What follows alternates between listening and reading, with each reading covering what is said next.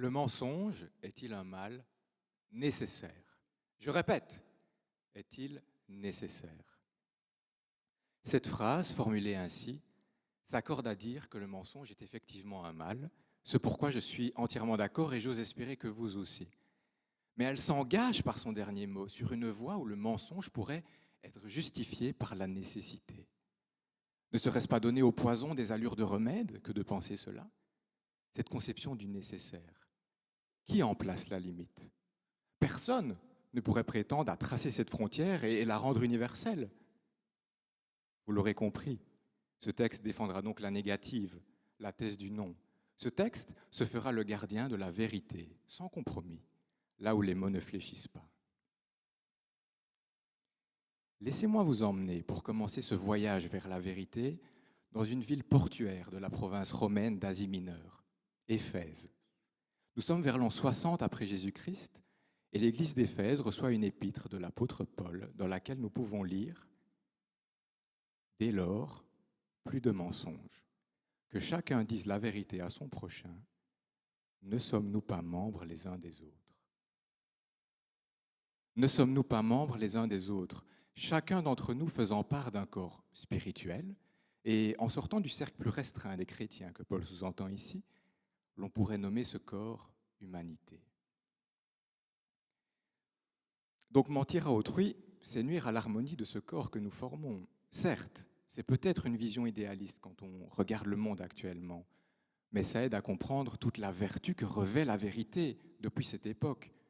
Oui, il y a la réalité du monde, mais le mal de quelques-uns ne justifie pas l'abandon du bien que chacun peut faire. Alors je me répète, oui, le mensonge est un mal, et non, il n'est pas un mal nécessaire. Mais il me semble apercevoir dans certains esprits quelques objections se former. Le temps du discours étant limité, concentrons-nous sur les mensonges qui semblent partir d'une bonne intention. Un premier exemple concernerait les enfants.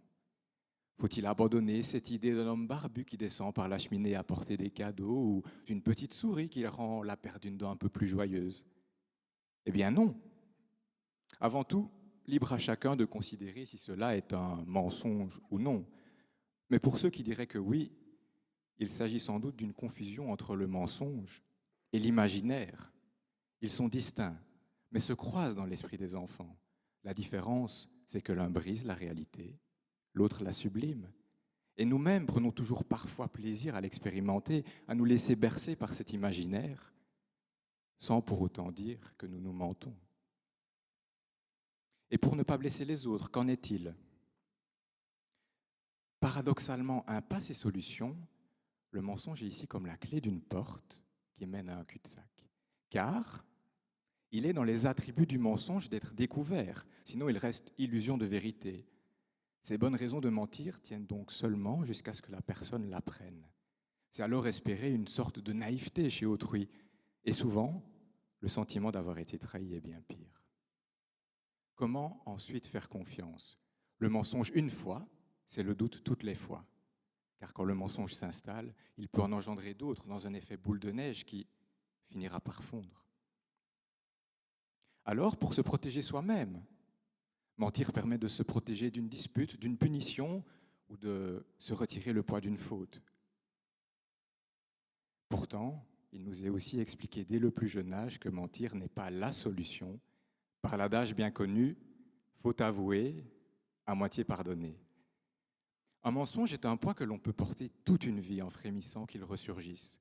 Nous voilà emprisonnés dans une facilité choisie qui se complique bien plus que la difficulté initiale, la vérité, qui, elle, nous libère. Mais aborder la question uniquement du côté du menteur ne suffit pas, car le mensonge est en partie motivé par l'autre.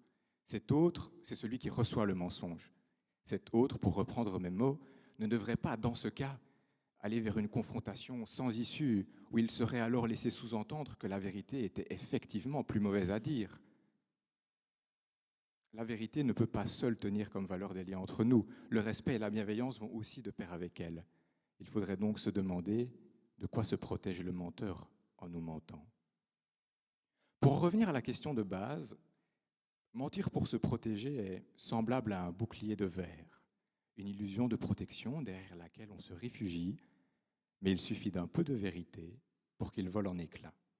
Encore une fois, je préconise la vérité, mais soyez aussi prêts à l'entendre. Ces exemples nous montrent que beaucoup de raisons de mentir sont dictées par les conséquences, bien souvent donc de la vérité. Posons-nous alors cette question plus générale: les conséquences doivent-elles dicter notre moralité? Certains peuvent d'emblée penser que cela ne semble pas tant une mauvaise idée, mais n'est-il pas mieux d'agir en fonction de ce que nos actes et nos paroles disent de nous, de nos valeurs, plutôt que de leurs conséquences dans un futur incertain, un hasard sur lequel nous n'avons aucun contrôle? Il y a maintenant une dernière objection que j'aimerais aborder avec vous. Jusqu'où aller dans ce que je défends? Il semble évident que je ne peux pas m'en tenir à la vérité sans compromis quand si ce ne sont pas les mots qui fléchissent, ce sont des vies qui périssent. Parmi vous tous ici, qui n'aurait pas préféré mentir, par exemple, pour sauver la vie de Juifs pendant la guerre, dire qu'on n'en cachait pas, qu'on n'en connaissait aucun, alors que la réalité était tout autre? Et maintenant, vous pourriez insister, dire qu'au final, le mensonge est toujours là d'une façon ou d'une autre, qu'il peut s'avérer nécessaire. Eh bien non. Mentir pour sauver une vie n'est pas trahir la vérité, c'est lui donner une raison d'exister. C'est refuser que les horreurs en fassent taire la voix. Et pour tous ces hommes et ces femmes qui, bien souvent au péril de leur vie, ont fait preuve d'un courage, ont œuvré dans l'ombre pour l'aurore d'un monde plus juste, qui avaient compris que certaines vérités méritent qu'on se batte pour elles, je m'opposerai à les qualifier de menteurs et leurs actes de mensonge. Ce sont des actes de résistance en vérité, ce sont des actes de vérité en résistance.